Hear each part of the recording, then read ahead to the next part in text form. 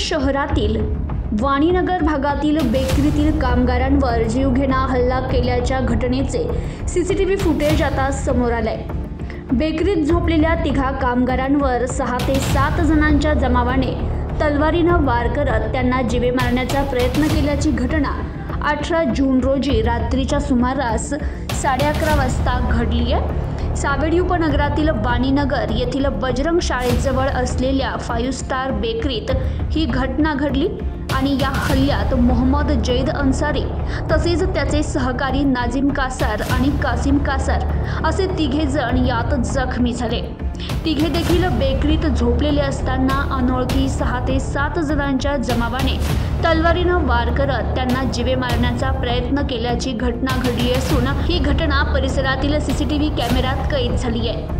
तर 18 तारखेला रात्रीच्या सुमारास सावेडी उपनगरातील वाणीनगर येथील बजरंग शाळेजवळील परिसरातील बेकरीमध्ये ही घटना घडली। लाकडी दांडके तलवार घेऊन येत बेकरीतील तिघांवर प्राणघातक हल्ला करून जीवे मारण्याचा प्रयत्न केला। या प्रकरणी तोफखाना पोलीस ठाण्यात गुन्हा दाखल करण्यात आलाय। तसेच आता या घटनेचे सीसीटीव्ही फुटेज पोलिसांच्या हाती लागले असून पोलीस आरोपींपर्यंत पोहोचतील का, तसेच अहमदनगर शहर आणि जिल्ह्यात आता रोजच अशा घटना घडत असून या शांतता भंग करणाऱ्या घटना रोखण्यासाठी नाशिक परिक्षेत्राचे विशेष पोलीस महानिरीक्षक केव्हा लक्ष देतील असा प्रश्न उपस्थित होतोय। Bureau report, news today 24, Ahmednagar.